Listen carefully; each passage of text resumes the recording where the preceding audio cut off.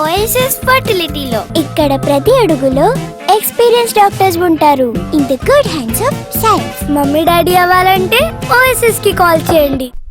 Telangana assembly సమావేశాలు హాట్గా సాగుతున్నాయి.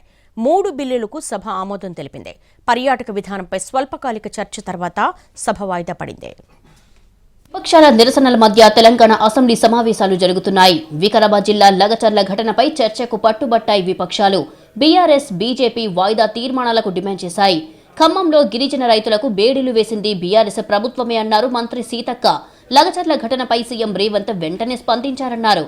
సంబంధిత అధికారులను వెంటనే సస్పెండ్ చేశారని గుర్తు చేశారామె. కానీ గత బీఆర్ఎస్ ప్రభుత్వం ఖమ్మం రైతులకు బేడీలు వేసిన అంశంపై కనీసం స్పందించలేదని గుర్తు చేశారు సీతక్క. వాళ్ళ ప్రభుత్వం వచ్చిన తర్వాత అనేక నిబంధనలు తీసుకొచ్చారు అసెంబ్లీలో, రూల్ బుక్ అనే వాళ్ళే వాటిని తుంగలో తొక్కుతున్నారు. అదే కాకుండా వాళ్ళ హయాంలో ఖమ్మంలో కానీ గిరిజన రైతులకు, ఆదిలాబాద్లో మహిళలకు, జగిత్యాలలో గౌరారం, దానికోసం గౌరారం దగ్గర హుస్నాబాద్లో, అదేవిధంగా భువనగిరిలో ఇట్లా అనేక మంది నిరసన తెలియజేసినటువంటి రైతులకు బేడీలు వేసింది వాళ్ళు. మొన్న లగచర్లలో జరిగిన దాని విషయంలో దృష్టికి రాగానే సీఎం గారు వెంటనే సంబంధిత అధికారులను కూడా సస్పెండ్ చేయడం జరిగింది. కానీ ఈ రోజు వాళ్ళు ఒప్పుకుంటారు, ఆ రోజులలో మేము బేడీలేసి తప్పులు చేసినామని కనీసం ఒప్పుకునేటువంటి నైతిక ధైర్యం ఉన్న అర్హత ఉన్నదా నేను అడుగుతా ఉన్నా. ప్రభుత్వ విధానాల్ని అడ్డుకోవడమే బీఆర్ఎస్ పనిగా పెట్టుకుందన్నారు మంత్రి శ్రీధర్ బాబు.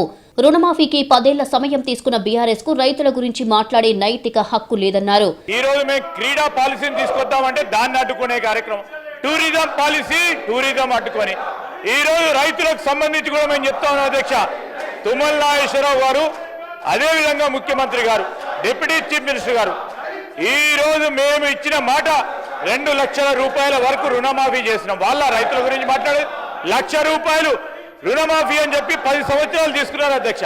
10 నెలల కాలంలో 22 లక్షల రూపాయల వరకు రుణమాఫీ చేసి ఈ రోజు 22 లక్షల కోట్ల వరకు రుణమాఫీ చేసి ముందుకు పోతా అంటే రైతుల గురించి మాట్లాడే నైతిక హక్కు ఉందా అధ్యక్ష వీరికి? నిరసనల మధ్య 3 కీలక బిల్లులకు ఆమోదం తెలిపింది సభ.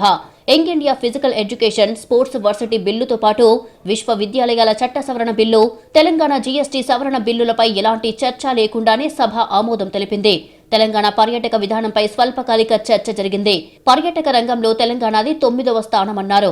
ఒకప్పుడు పర్యాటకం విలాసమైతే ఇప్పుడు అది నిత్యావసరంగా మారిందన్నారు మంత్రి జూపల్లి. 10 సంవత్సరాల పరిపాలన నేను మీకు అందరికీ తెలిసిన పేరే. తారామతి బారాదారి ఉంది, తారామతి బారాదారి రోడ్డు ఉంది. అది ఈ రోజున కొన్ని 100 కోట్ల ఆస్తి. దానిపైన వస్తున్న ఆదాయం అధ్యక్ష గడిచిన 10 సంవత్సరాలు కేవలం నెలకు 5-6 లక్షల రూపాయలు. అదే ప్రైవేట్ రంగంలో కోట్ల రూపాయలు సంపాదిస్తూ ఉంటే వీళ్ళు మొద్దు నిద్రపోయి 10 సంవత్సరాలు పట్టించుకుని పాపాన పోలే. వాటిని మనం సరిచేసి ఇలా 100 కోట్ల 1000 కోట్ల ఉన్నటువంటి ఆస్తుల్ని నిరర్థక ఆస్తులుగా పడి ఉన్నాయి.